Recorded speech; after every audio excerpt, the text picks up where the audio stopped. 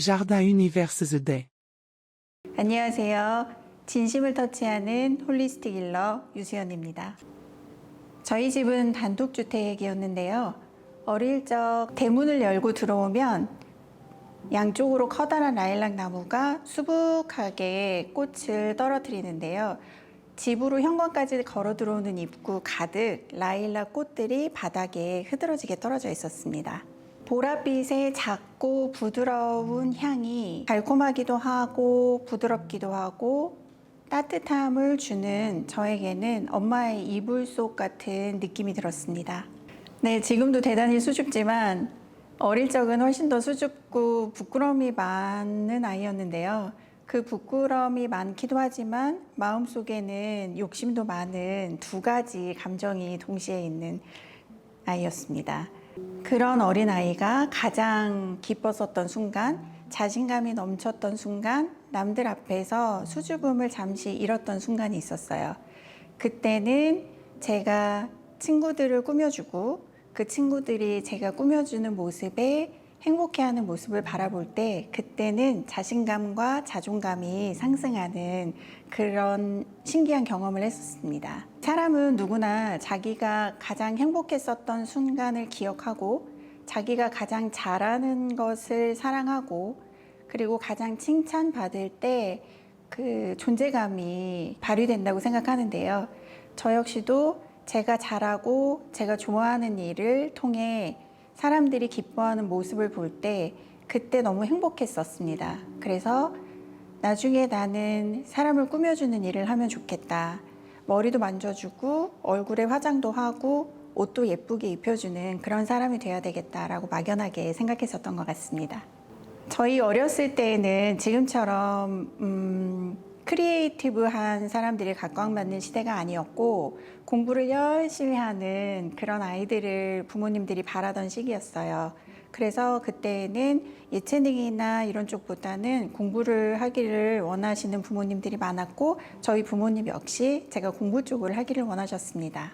그래서 학업을 하는 게 좋겠다라고 부모님이 얘기를 해주셨을 때 내가 가장 좋아하는 과목이 뭘까라고 생각을 했었습니다. 문득 저희 불어 선생님이 생각났는데요. 제가 고등학교 때 제2외국어가 불어였습니다. 여자 선생님이 너무 올리브처럼 예쁘게 생겨가지고 아, 나도 저 선생님처럼 나중에 멋진 여자가 됐으면 좋겠다 하면서 불어를 되게 좋아하게 됐어요. 좋아하는 걸 하다 보니까 잘하게 됐고 또 선생님이 샹송으로 매일 불러주시는 노래가 너무나 아름다워서 나중에 불어를 전공해서 파리를 가면 나도 근사한 사람의 모습이 되겠다라고 상상을 하곤 했었죠. 그래서 부모님이 원하는 불문과에 입학을 하게 됐고 너무나 감사히도 대학교를 들어가게 됐는데 막상 학교를 들어가 보니까 실은 저는 불어가 좋았다기보다는 불어를 하는 그 선생님의 멋있는 모습이 좋았던 것 같았습니다. 그래서 학업에 집중을 하지 못하고 또다시 방황을 시작하게 되었고 그런 모습을 본 엄마께서 그러면 메이크업을 한번 해서 파리를 가는 게 어떻겠니? 라는 조언에 저는 그때부터 열심히 학원을 찾아보기 시작했고 마침 MBC 아카데미가 오픈을 해서 MBC 아카데미에 입학을 하게 되었고 저는 집이 전주인데요. 전주에서 서울까지 학업과 분장 수업을 병행하면서 바쁜 대학 시절을 보내게 됩니다. MBC 아카데미 6기이고요. 제가 MBC 아카데미 다닐 당시에 많은 연예인들도 그때는 기수제라고 해서 함께 다녔었던 기억이 새록새록 나네요. 기억에 안재욱, 최지훈님 뭐 이런 분들과 함께 엘리베이터도 타고 옆방에서 같이 수업도 하고 뭐 이랬었던 기억이 납니다. 네, MBC 아카데미 졸업할 무렵에 MBC 미술센터에서 공채 시험이 있었어요. 그래서 제가 너무나 감사히도 시험 운이 좀 좋은 편이어서 MBC 분장실에 입학을 하게 되었고 대학교 4학년 때 조기 취업을 했습니다. MBC 분장실에서 직원으로는 몇 년 정도 일을 했고 그 이후에 보도국에서 프리랜서로 아나운서들의 헤어, 메이크업, 그리고 스타일링을 담당하는 일을 더 했었던 것 같습니다. 제가 맡은 프로그램이 아침 첫 뉴스인데요.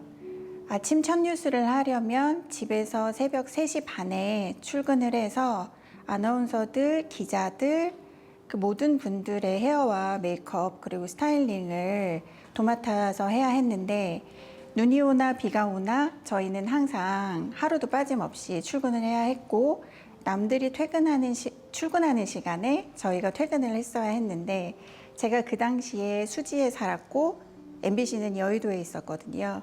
그래서 퇴근하는 길에 제가 교통사고를 당하게 됩니다. 정확히 얘기하면 제가 교통사고를 내게 되었죠. 여의도 나들목에서 졸음 운전으로 제가 사중추돌을 내게 되면서 더 이상 이렇게 운전하면서 다닐 수 있는 상황이 아니게 되었죠.